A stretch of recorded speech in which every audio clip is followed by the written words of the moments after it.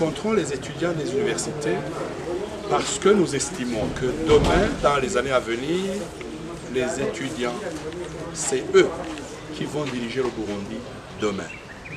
Ils ont besoin de connaître cette vérité cachée pendant 50 ans. Dans le cadre de la crise ou des massacres massifs de 1972, nous estimons que sur les bancs de l'université, il faut connaître cette vérité cachée, les fosses communes. Aucun livre d'histoire n'en parle. Les personnes arrêtées massivement et jetées dans les fosses communes. Aucun livre d'histoire n'en parle. Les veuves et les orphelins qui traînent la douleur et la souffrance depuis 50 ans, personne n'en parle.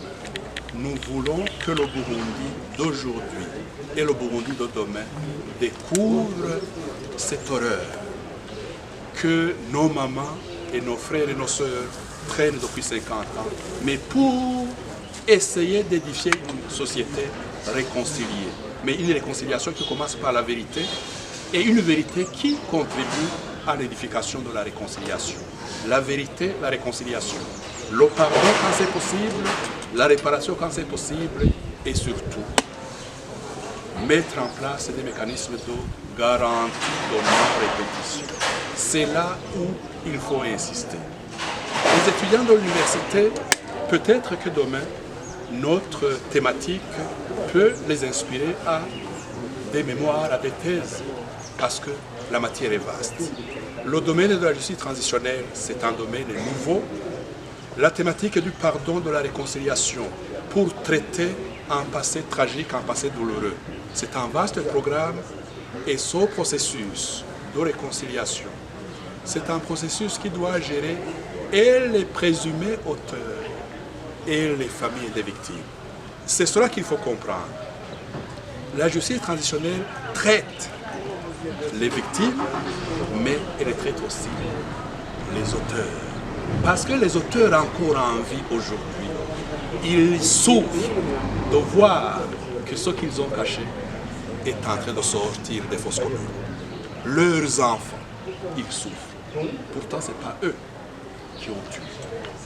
Voilà pourquoi ce mécanisme de justice transitionnelle traite et les familles qui ont perdu et les familles dont les parentés sont impliqués dans les massacres. Monsieur le Président, quelque part vous avez signalé qu'il y a des vérités qui figurent dans votre rapport, mais quelque part qu'on ne trouve pas dans les livres des historiens.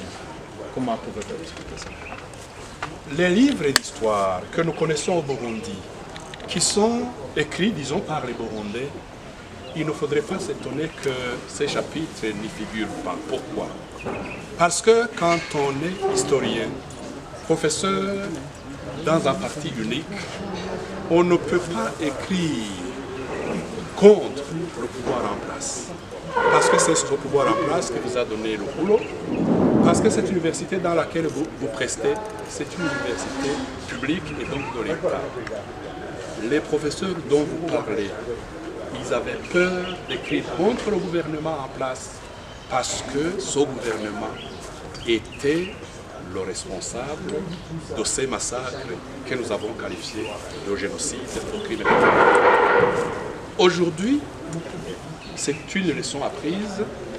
Les étudiants, les Burundais, aujourd'hui découvrent que aucun livre sur les fosses communes, aucun livre sur les personnes arrêtées, aucun livre sur la planification des massacres massifs de 1972, bref, aucun livre sur toutes nos crises n'éclaire la communauté burundaise, n'éclaire la communauté estudiantine. Est-ce que vous avez déjà vu un livre sur 1988 enseigné à l'université? Aucun. Est-ce qu'il y a un livre sur 1993 qui vous détaille les signes précurseurs de ces crises qui ont encore une fois endeuillé le Burundi? Non.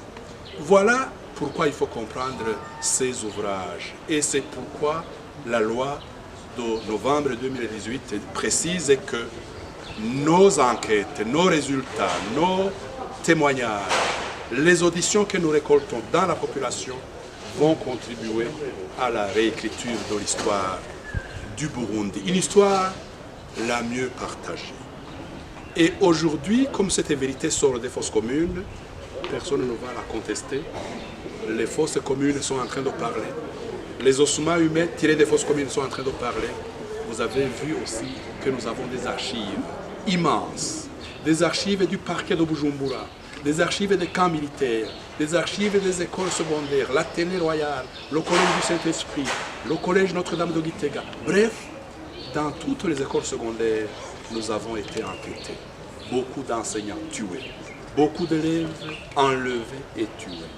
Ces archives de l'administration publique, ces archives de l'administration territoriale et de la justice sont en train d'éclairer la vérité cachée pendant 50 ans. C'est une chance pour le Burundi. Mais parmi les victimes, vous parlez des Hutus, aussi des Tutsis. Oui.